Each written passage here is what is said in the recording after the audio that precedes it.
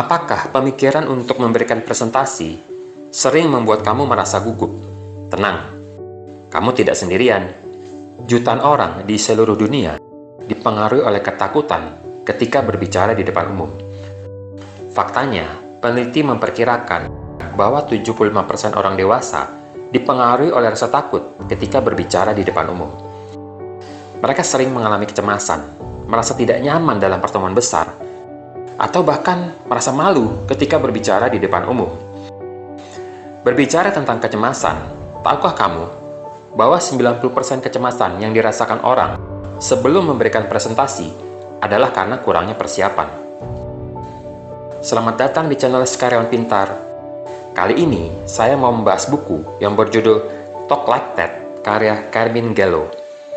Di buku ini, dia akan mengungkapkan rahasia presentasi dari berbagai pembicara publik yang paling berpengaruh di dunia. Saya merangkumnya menjadi 8 hal penting dalam buku ini. Pertama, passion. Ini adalah kunci penting untuk mencapai kesuksesan di semua bidang. Seorang presenter yang menyampaikan topiknya dengan antusias dan bersemangat akan memiliki peluang yang lebih besar untuk membujuk dan menginspirasi pendengarnya. Pada tahun 2012, sekelompok peneliti ingin memahami mengapa investor mau memberikan uang kepada beberapa perusahaan startup. Mereka mengamati bagaimana investor membuat keputusan saat mendengarkan presentasi selama 15 menit. Berdasarkan hasil penelitian, salah satu faktor penting yang membantu keputusan investor adalah passion yang disampaikan oleh para presenter. Aspek ini bahkan lebih penting daripada pendidikan, pengalaman, atau usia si presenter. Kedua, storytelling. Kebanyakan orang akan setuju bahwa Steve Jobs adalah salah satu pembicara publik yang terbaik. Tapi apa sih yang membuat presentasinya begitu persuasif? Pembicaraannya selalu penuh dengan patos, sehingga semua komunikasinya selalu mempengaruhi orang untuk bertindak sesuai dengan apa yang diharapkan oleh si pembicara. Salah satu orang yang pertama kali berpikir secara mendalam tentang komunikasi persuasif adalah seorang filsuf Yunani yang bernama Aristoteles. Aristoteles percaya bahwa persuasi hanya akan terjadi ketika elemen etos, logos, dan patos saling bertumpang tindih. Elemen pertama, etos.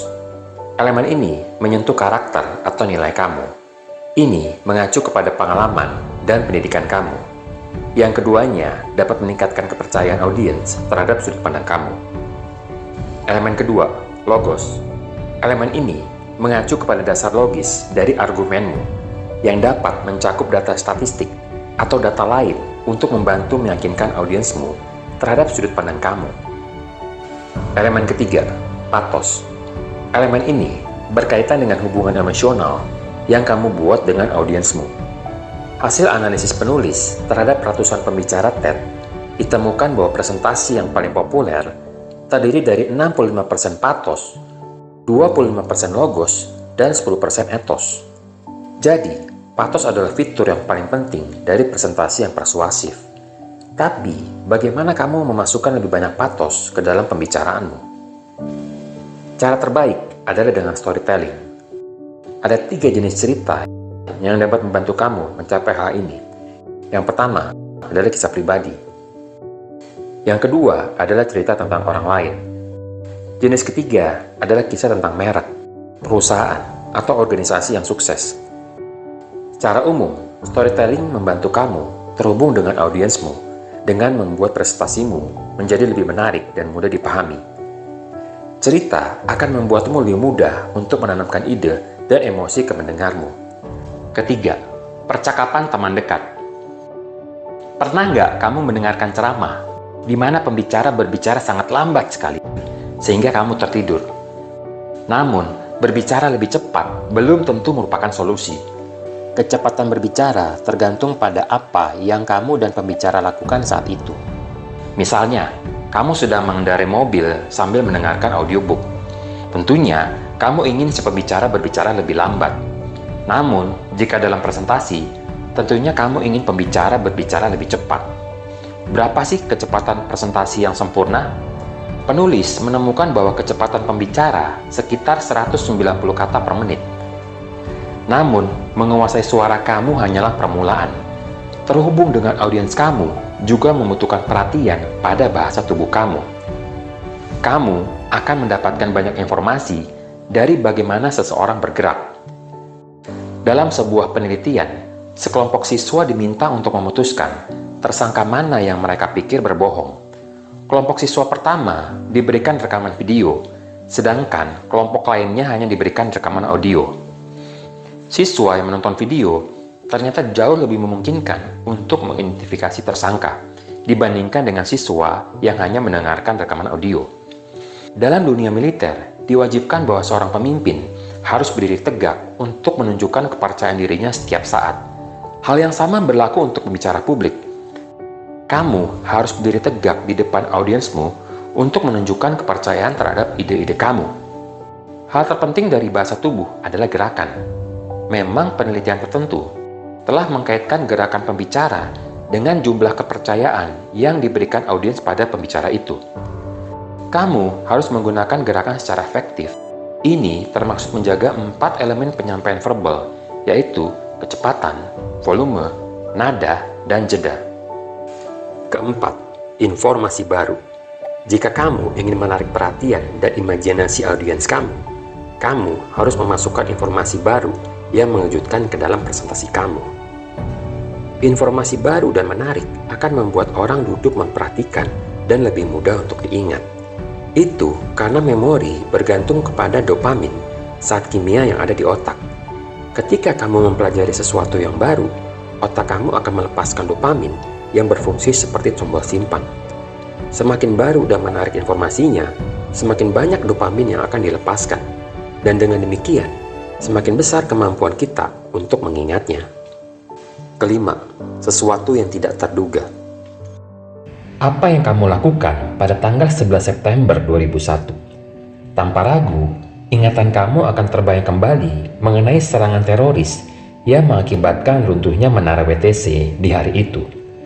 Momen ekstrim tidak akan pernah terlupakan, dan jika momen seperti ini terjadi selama presentasi kamu, kemungkinan audiens kamu akan mengingat pembicaraan kamu dan menyebarkan beritanya. Misalnya, pada tahun 2009, Bill Gates menyampaikan presentasi TED yang kemudian menjadi viral. Presentasinya bahkan menarik perhatian pembawa acara NBC News yang bernama Brian Williams.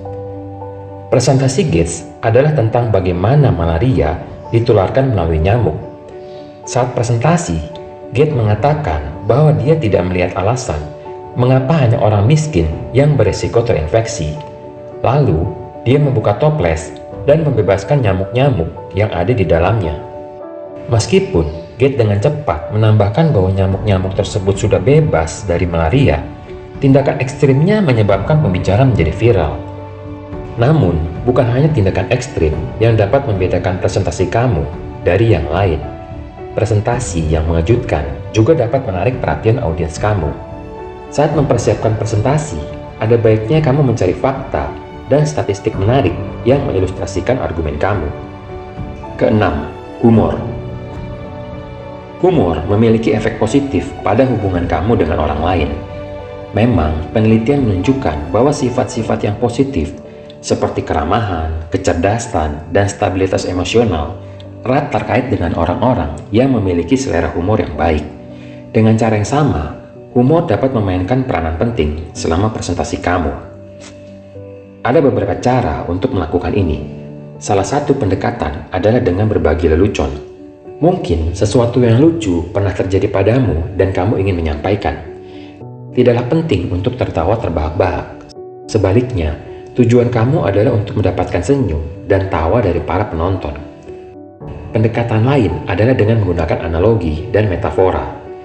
Misalnya, dalam sebuah pembicaraan tentang efek sosial, Profesor Universitas Nottingham yang bernama Richard Wilkinson menggambarkan bagaimana Denmark memiliki tingkat populasi yang sehat dan bahagia.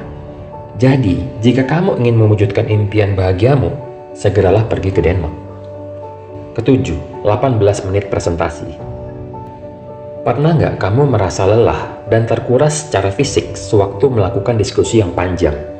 Audiens kamu mungkin menghadapi masalah yang sama. Kamu harus membuat presentasi yang singkat. karena ini akan membuat audiensmu lebih mudah untuk mengingat presentasimu. Presentasi di konferensi TED misalnya memakan waktu 18 menit.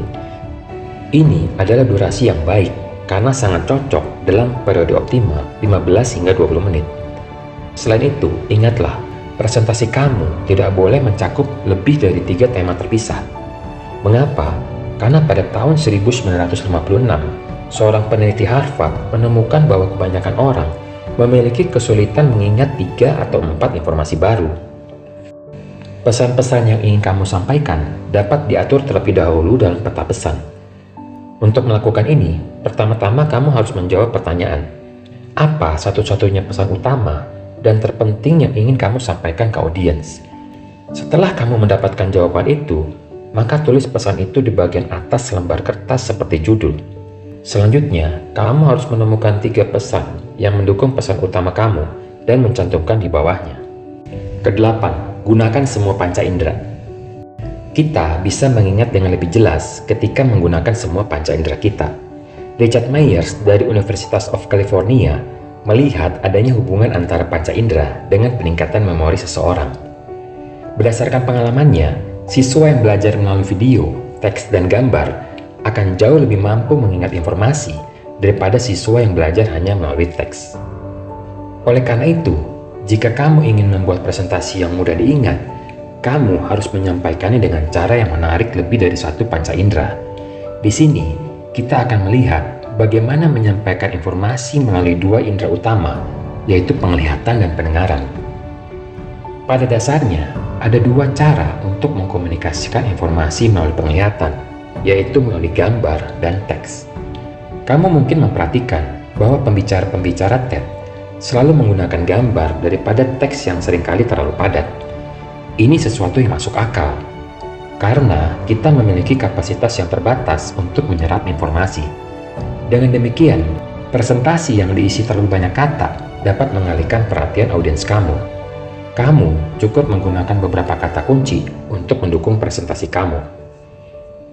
Kesimpulan, kemampuan presentasi secara persuasif sangatlah dibutuhkan, sehingga buatlah presentasi semenarik mungkin dengan cara terhubung secara emosional dengan audiensmu, disampaikan secara singkat, dan menarik semua panca indera audiens kamu.